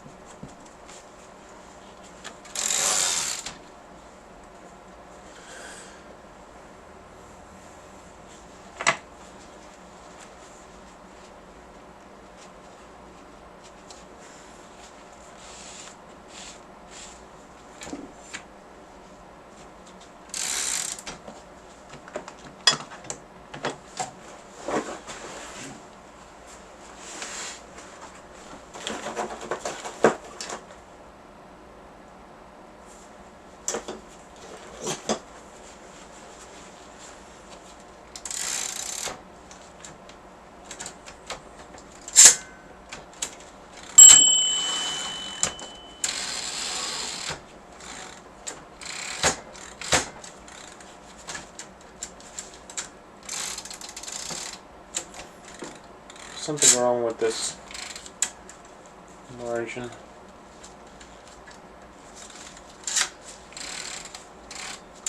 That is not a sticky margin, there's a bad linkage. Okay, we'll fix that. I will fix that. There we go.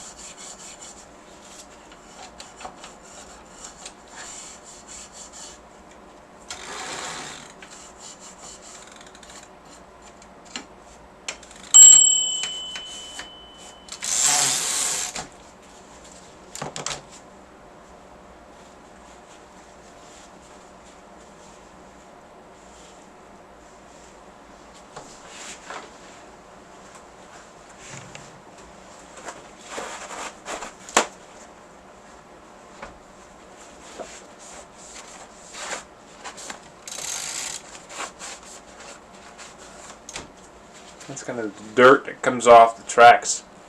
I don't know if you can see that, but that's why, even though there's a lot of people who'll find a typewriter in a store and say, "Oh, a little bit of oil should be good to go." It's like, no. You really, really want to spend the time and clean these machines up.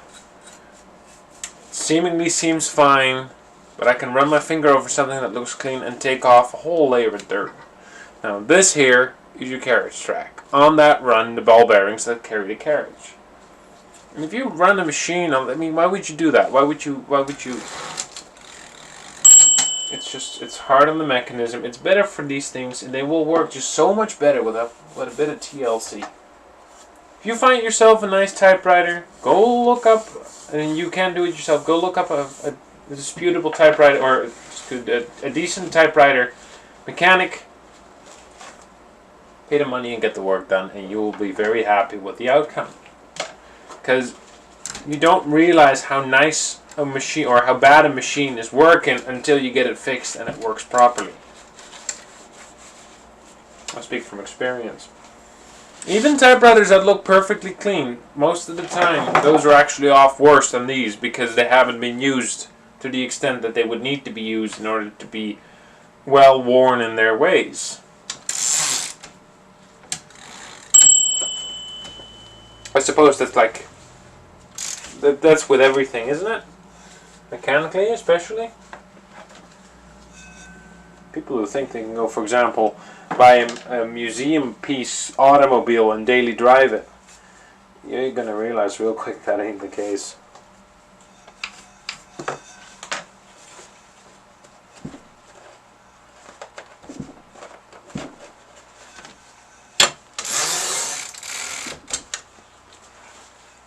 And that is no different for typewriters. You want to make sure you get machines.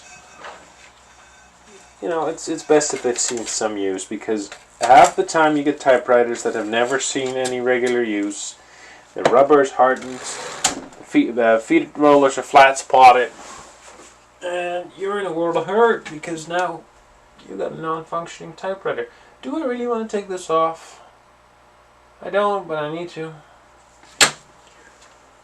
Let's focus on something else, and then I'll take care of that. You know what? Let's go see what we can bring back in the shine of this machine. Still has the dirt spotting all over. I'll get rid of all this crap here. Bada bing, bada boom. I don't want to take turtle wax to this, and that's because the paint's bubbling in some places, and turtle wax is quite crude. God, that rust is bad. It's too bad. Ah, well.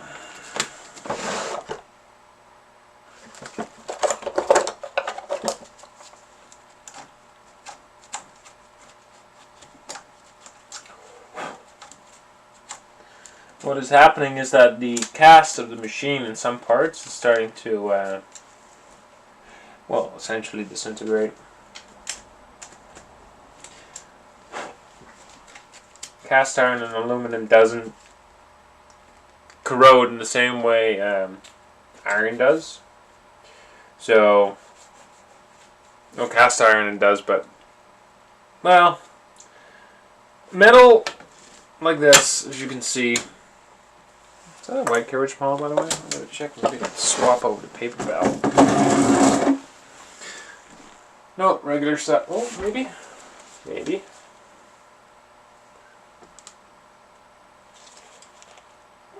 I should be able to. What's this? 60-inch. No, this one is shorter. Is it really? Yeah, it's shorter. Maybe if I make a bracket or something. Actually, I just need this piece. And that's different. I don't think that's a possibility. Never mind, I'm rambling a bit. I was trying to see if I could, there's quite a bit of corrosion here. What I was saying is that aluminum doesn't rust in the same way that iron does, but it does nonetheless rust. It displays that white powdery substance that I'm seeing all around, and it's just, yeah, still a weakening. You can, it's easy. You get the smelly feet syndrome. Okay, just collecting my thoughts here. This is a singular piece with a screw there and a screw there. So what we're going to do... Right, no, we were going to polish paint. Focus, focus, focus, focus. There we go. So what I'm going to do is I'm going to get a dab of synthetic polish. That's a dab. And even it out on the cloth, and then we're going to rub it in. Polish, polish, polish. Rub, rub, rub. There we go. And immediately I'm taking off a whole layer of gunk.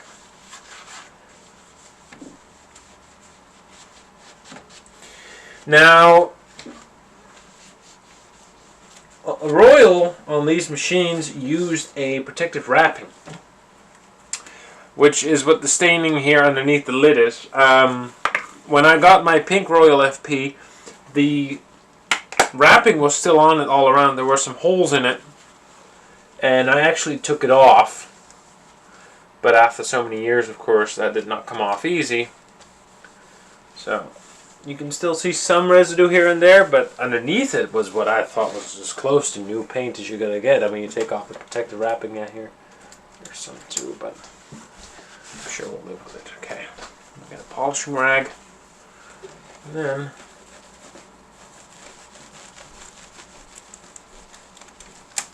it's quite amazing what you can bring back with a little bit of elbow grease. Oh.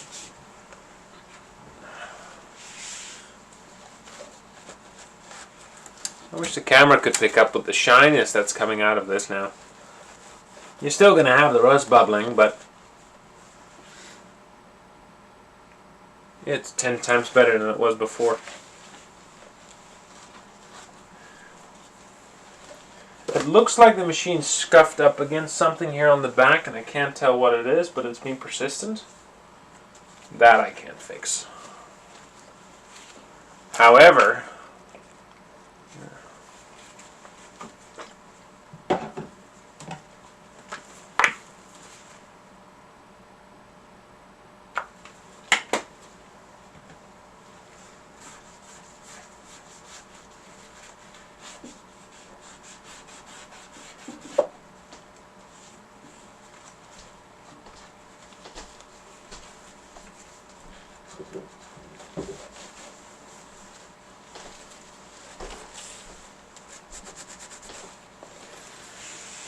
let's just for case put a side panel on it. Where is it? Oh, there it is. I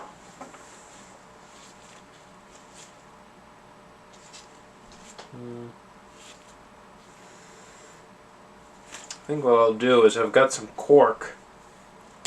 I'll probably put use that for sound deadening material by the time I'm ready. You know, I think I'm going to have to take these side panels off now. Let's just pull the tooth and get it over with.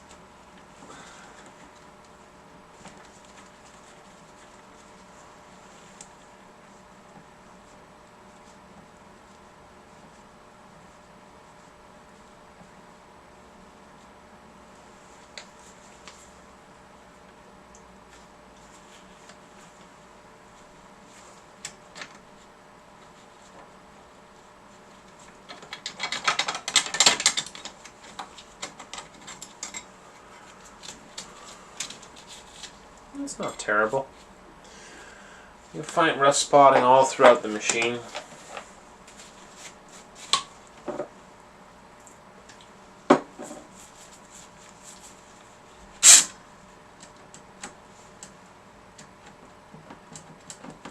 Now you work. I don't know why it wouldn't work earlier.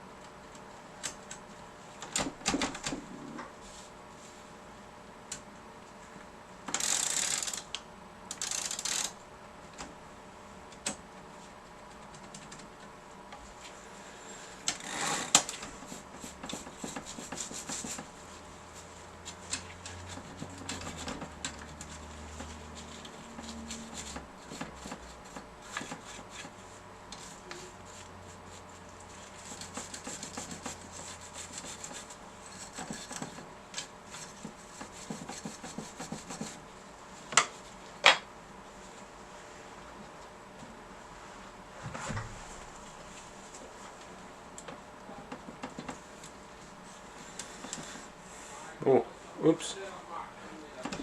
I just took all that chrome off. It's the rust. There's nothing you can do about it. Thank you, Nick. And then once in a while you get interrupted by a housemate or something like that, and you're going to cut your video. So, I guess this is the next chapter. I have no clue how many chapters this is going to be. I mean, we're probably 2/3 of the way done at this point. So, if you're tired of it already, there's no shame.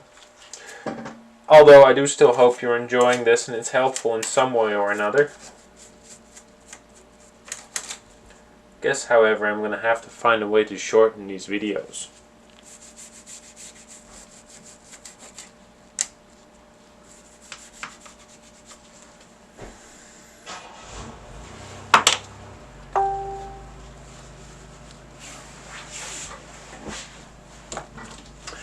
Okay. Probably polish this panel. So I took the side panel off. You saw that in the previous video. I took the side panel off. I've cleaned underneath it now. Give this a polish and we're going to reinstall it.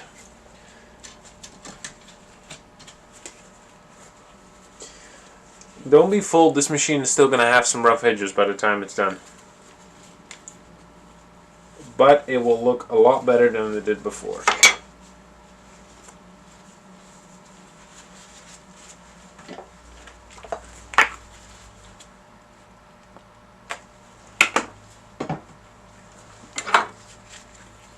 It's quite interesting. So, the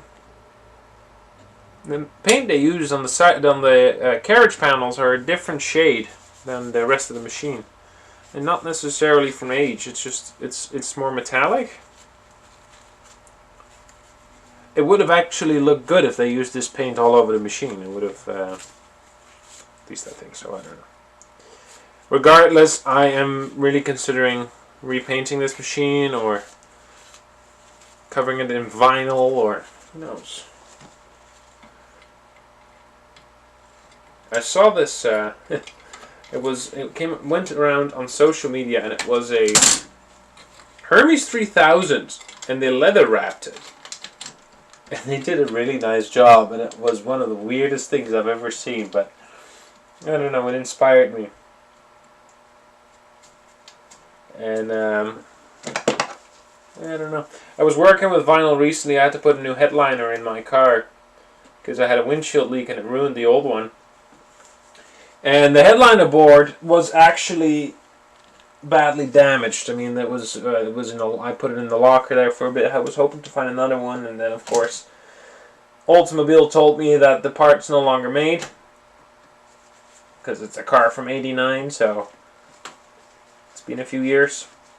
So I had to get creative, and I managed to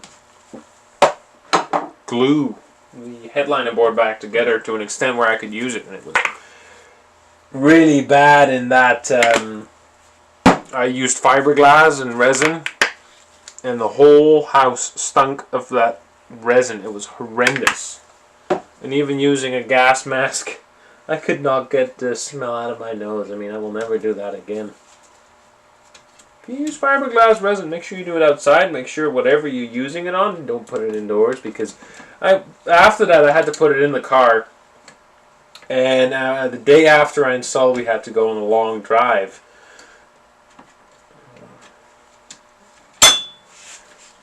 And I thought I was suffering from allergies, but I was suffering from my headliner.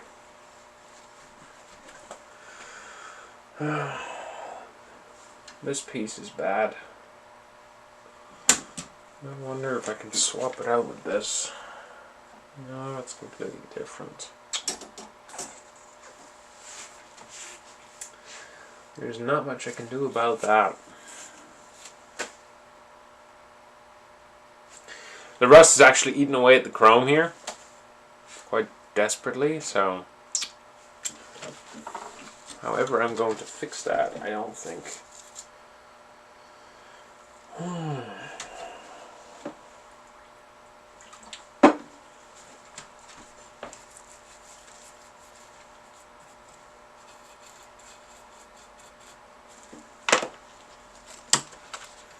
Yeah, this paper bill has seen better days.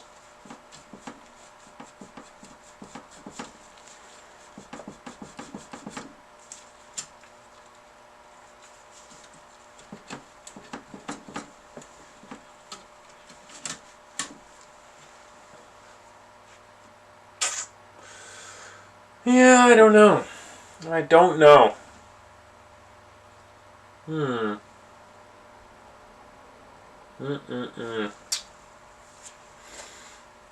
The rust is probably the worst, chrome-wise, on the paper bill. It is...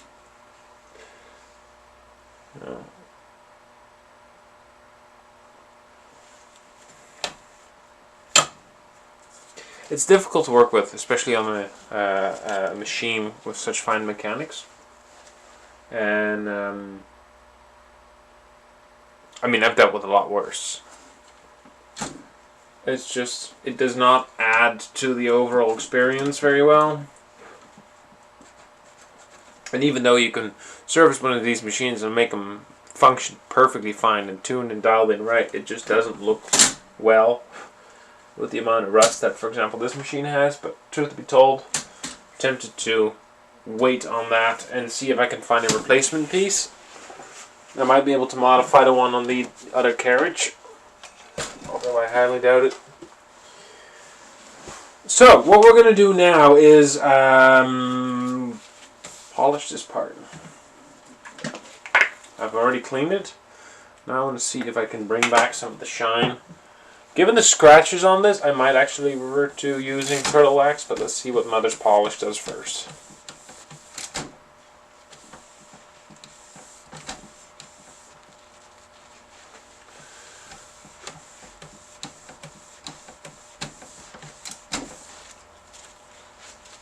Yeah, I'm going to use turtle wax in a moment.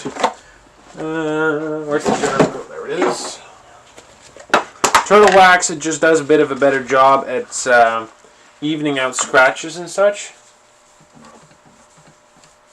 But, yeah.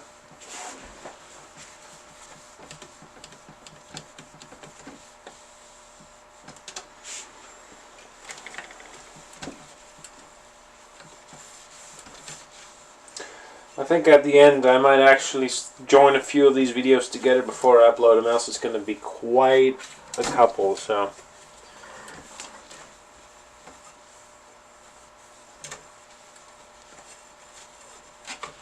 There we go.